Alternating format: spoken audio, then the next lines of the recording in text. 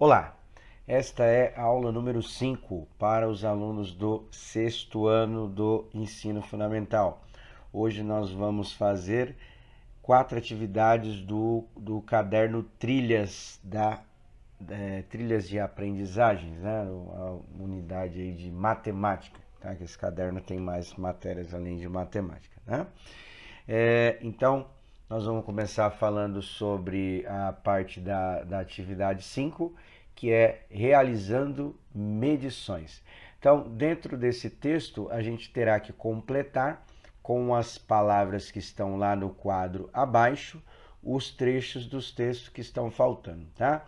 Então, aí vai falar também um pouquinho sobre, tanto essa atividade quanto a próxima, sobre as grandezas e o que é grandeza. Grandeza é tudo aquilo que pode ser medido ou contado, tá?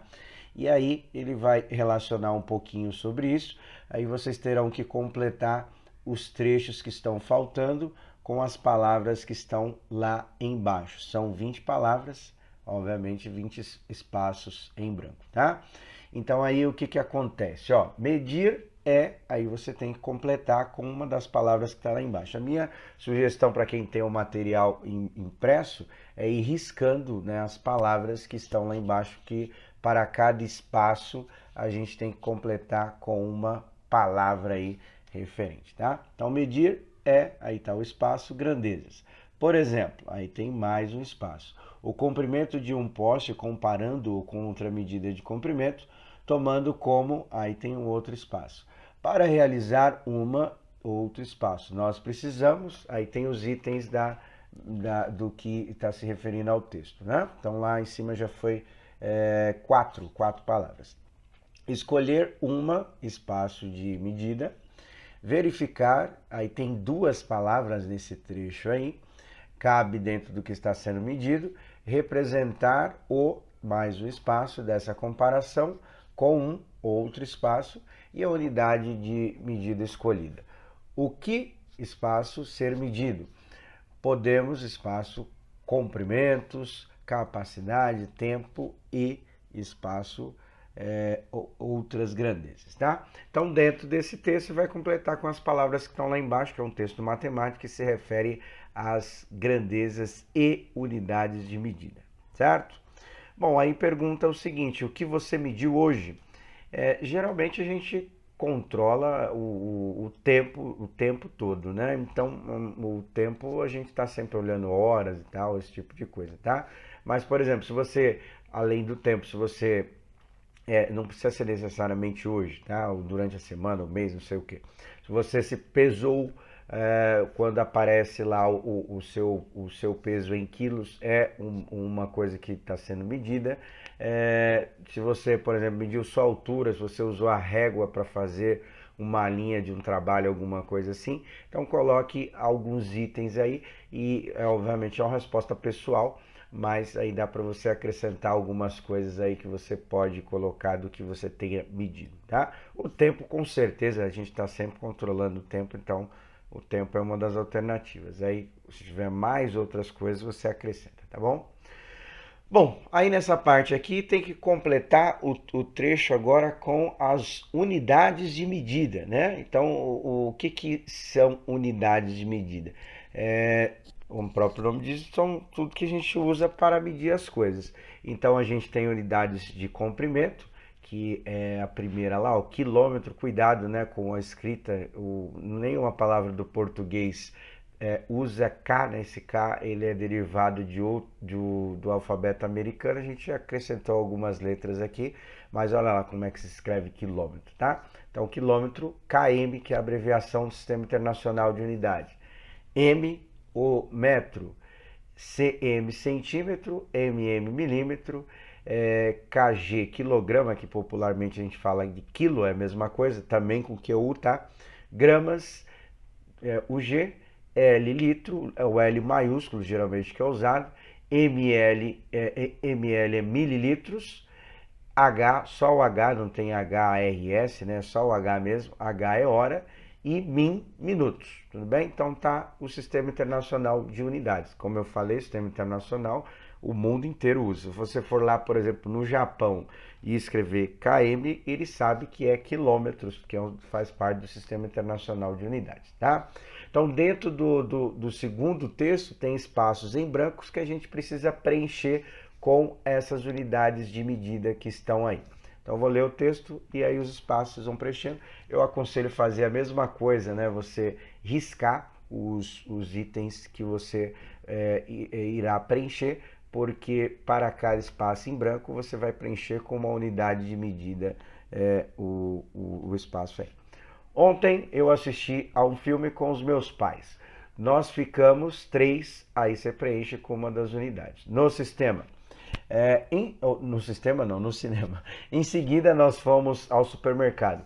A minha mãe comprou 5 pacotes, comprou um pacote de 5 espaço de arroz. 4 latas de refrigerante de 300 e aí o espaço, cada. Um pacote de café de 500 espaço lá e você preenche. Uma garrafa de suco de 2, aí preenche. O supermercado fica uns 6, preenche lá o espaço, de casa. E demoramos uns 10, essa é a unidade de tempo, né? Para chegar lá. O meu pai pediu para eu separar 3, aí tem o espaço lá, de barbante, pois precisava embrulhar algumas caixas. Eu reparei que o maior livro possuía 30. Essa última parte o pessoal teve bastante dificuldade, mas qual é a altura mais ou menos de um livro? Não é? O que você vai colocar aí? É a unidade de comprimento. Pode ser centímetros, metros ou milímetros. O livro tem quanto mais ou menos de altura, né? E eu fiquei contente porque cortei o pedaço de barbante sem usar qualquer instrumento de medida de comprimento. E quando usei a fita métrica, descobri que errei por muito pouco, cerca de 2. Então, das unidades de comprimento, as 2 últimas ali, né? Além da outra que a gente vai usar na parte de cima, que é a parte da distância ali de algumas situações, mas essas 3 últimas aí que o pessoal teve dificuldade, né? Que seria as unidades centímetros, milímetros e metros, tá? A unidade menor que tem dessas daí, qual que é? Que aí você vai colocar, porque ela falou que errou por pouco a medida do comprimento do barbante, né? Se errou pouco, então tem que ser uma unidade de medida que representa algo pequeno. A altura do livro, né? É mais ou menos o comprimento de uma régua, certo? 30 o quê? Que a gente mede na régua. E o barbante, né? Um rolo de barbante tem bastante barbante lá, né? Então aí dá para ter alguma ideia sobre isso, tá bom? Completa e aí vê qualquer dúvida, aí vocês perguntam aí. Bom, continuando, atividade 6 aqui, subtração com números com muitos zeros. É uma estratégia de cálculo para que a gente possa fazer os cálculos com números que tem muitos zeros de uma maneira um pouco mais rápida. Mas nada te impede de fazer da maneira que você já está acostumado, que é fazer aquela parte dos empréstimos. Lembrando que aí, por exemplo, o número 5.000, você tem que ir prestando milhar, centena, dezena e unidade, né? Casa por casa para poder fazer o cálculo. Então vamos lá. A professora pediu aos estudantes do 6º ano a resolução do problema. Guilherme tem R$5.000 na caderneta de poupança e Heitor tem 2.397. Quantos reais Guilherme tem a mais na caderneta de poupança que Heitor? Se tem a mais, nós temos que fazer a diferença. A diferença a gente faz pela subtração, certo? Após alguns minutos resolvendo o problema individualmente, ela organizou os estudantes em duplas para compartilharem como chegou à resolução do problema. Eu coloquei aqui a resolução, né? A gente tem que fazer a subtração. Se quiser fazer dessa maneira, pode fazer, mas tem um método bem interessante aqui na apostila que permite que a gente faça o cálculo mais rápido, desde que os números terminem com 0, tá? Bom, aqui o seguinte, tem que pegar emprestado, né? Então aqui vai ficar 4, passa para outra unidade, vai ter que emprestar também, né? Então fica 9, passa para outra também, vai ter que prestar, então fica 9, e a última fica 10. Então aí fica 10, tira 7, sobra 3, 9 tira 9, sobra 0, 9 tira 3, sobra 6, e 4 tira 2, sobra 2, tá? Então, a diferença entre os valores do Guilherme e o Heitor seria 2.613. R$ 3. Bom, aí aqui vai falar um pouquinho sobre essa estratégia de cálculo que pode ser feita aí, tá? Tem uma parte ali que foi feita errada, tem que ajustar, e tem um método para fazer um pouquinho mais rápido. Então vamos lá, acompanhe o diálogo entre Marina e Helena. Marina, eu resolvi pela subtração, fiz 5.000 menos 2.397. Tá o resultado lá do lado, o cálculo está errado, porque eu acabei de fazer lá, o valor deu diferente, né? Eu também consegui, mas eu também, mas não consegui terminar. Eu me atrapalho toda no número de cima, quando não dá para tirar pelo número de baixo. Tem que cortar, emprestar, eu fico toda perdida. Veja como eu fiz. Amiga, eu sei que está errado, porque 5.000 é muito maior do que 2.397, que é o cálculo do lado ali, que está o erro, que deu 713, né?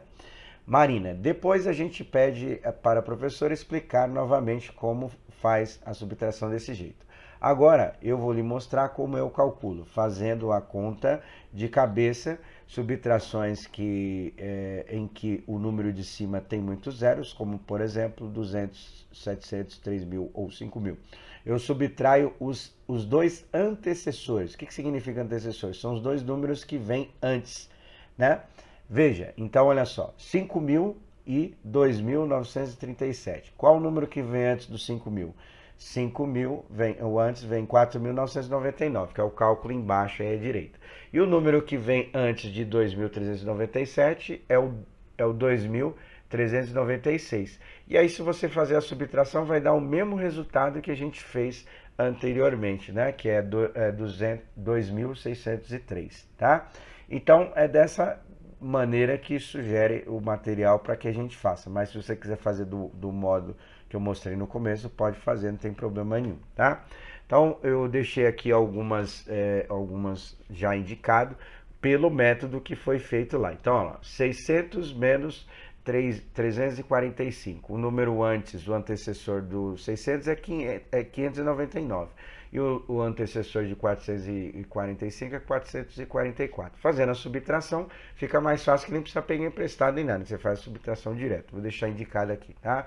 O antecessor de 400 é 399 e o de 209, 208. 1.999, 136, 135, tá? O cálculo do lado, tá? 800 é o 799, 205, 204 antecessor. Aí você faz o cálculo lá. 1.600 é 1.599 e o 627, 626 o antecessor, certo?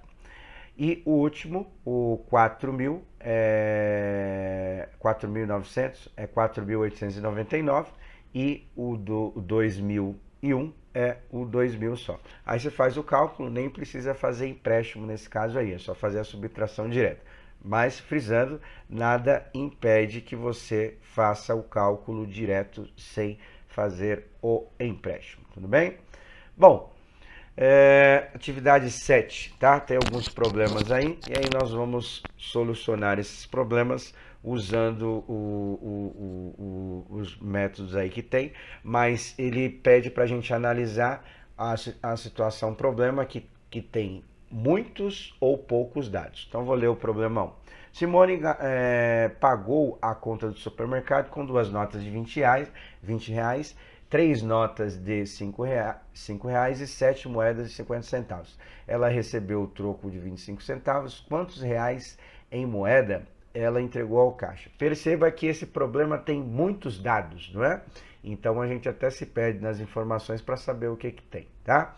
O problema 2. Na distribuidora de Lucas já havia 1.233 pacotes de farinha, quando chegaram outros 468. Muitas latas de refrigerante foram vendidas naquele dia. Quantas latas de refrigerante ficaram no depósito? Então perceba que esse problema é o que falta dados. Por quê? Porque a gente tem uma situação lá em cima que fala sobre farinhas, né? Então, falou que chegou uma quantidade, saiu outra, a gente consegue fazer a subtração. Porém, a parte de baixo pergunta sobre lata de refrigerante, não tem informação nenhuma. Então, esse é um problema que tem poucos dados. E o último problema, Fernanda foi ao supermercado e gastou R$ 12,50 em produtos de limpeza, R$ 26,00 em carne e frango e R$ 8,00 em produtos de higiene. Quanto ela gastou nessa compra? Aí é tranquilo de fazer, né? Para saber o quanto ela gastou, a gente soma os três valores aí, né? 12,50, R$ 26,00 e mais R$ 8,00. Então, na segunda parte, a gente tem que fazer o seguinte, ó, entre os três problemas acima, qual possui falta de dados numéricos para ser respondido? Esse daí foi o problema 2, faltou dados porque ele não falava a quantidade de refrigerante que precisava. Somente dados numéricos para ser respondido. Então, esse é o problema 3, que a gente consegue resolver. E aí, se você quiser, pode fazer os valores, né? Faz o valor lá, soma os valores, que é bom que dá uma treinada. Lembrando que vírgula abaixo de vírgula para fazer a soma. E o último problema tem excesso de dados, ou seja, tem muitos dados e a gente não consegue fazer, que no caso é o problema 1, tá? E aí, na C, ele pede para reescrever o texto dos problemas que estão com excesso ou falta de dados, tá? Eu coloquei a sugestão que tem aqui no material, e aí se você quiser modificar, pode mudar, mas o texto que eu coloquei foi esse daqui, tá vendo? Na distribuidora de Lucas já havia 1.233 pacotes de farinha, quando chegaram outros 468 pacotes. Também havia 500 latas de refrigerante e foram vendidas 250 latas naquele dia. Quantas latas de refrigerante ficaram no depósito? Eu pus um S a mais aí, coloca depósito só, tá? Aí você consegue calcular, que é só fazer 500, foram vendidas 250, quantas latas que sobraram, tá? Bom, do D é para reescrever o texto que tem dados a mais, que é o primeiro problema, tá? Então eu tirei algumas informações, coloquei o texto desse jeito, pode copiar e aí já resolve, tá?